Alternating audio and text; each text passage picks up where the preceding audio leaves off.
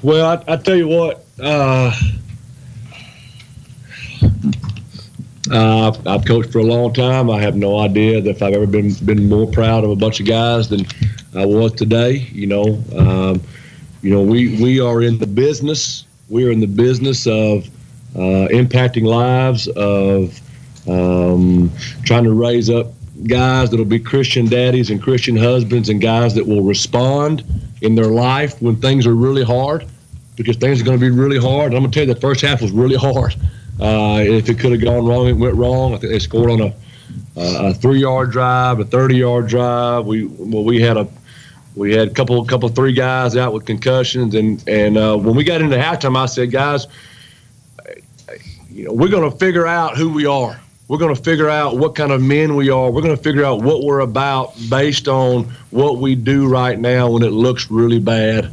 And I'm going to tell you, the scoreboard says 21-19, but I'm telling you now, I am really, really proud of my young men, the way they competed, the way they hung in, the way they battled. I don't think that we got beat. We just ran out of time. I mean, we just ran out of time. Coach, and then what was the message really in halftime? What changed for your team between the first half and the second half?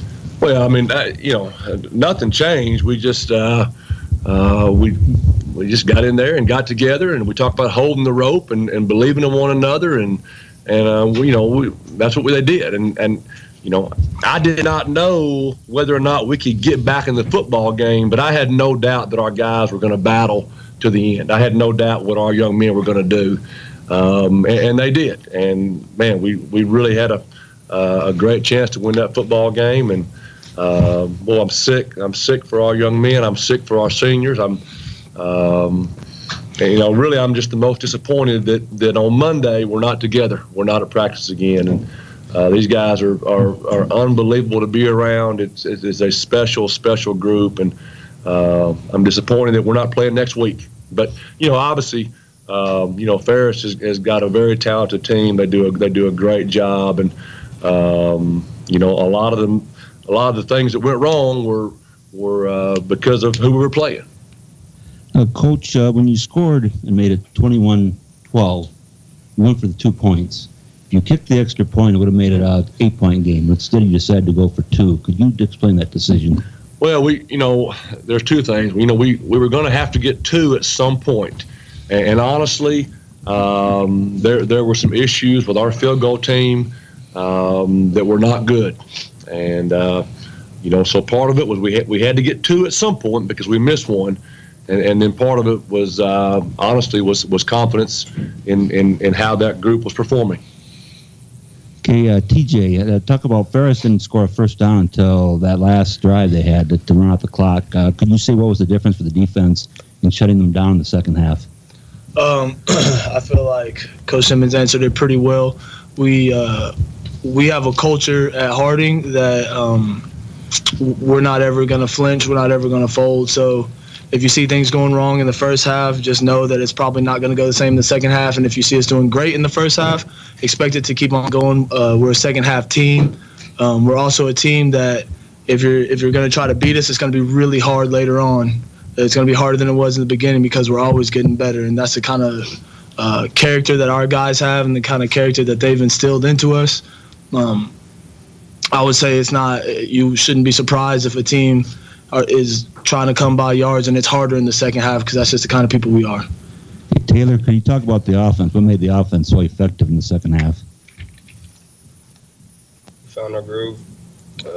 We had some kinks in the first half, and we sat down at halftime and got it figured out, and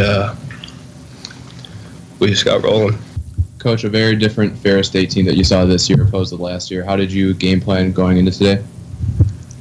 Well, the big difference was obviously the quarterback and how dangerous he was with his legs, and we had to have a spy more of the time, and so and those guys did a great job. I mean, we're playing Ferris State, and those guys are averaging 500 yards a game, and today they had 153. Our defense has been fantastic all year. Coach Moat, Coach Bigelow, Coach Morris, Coach Tribble.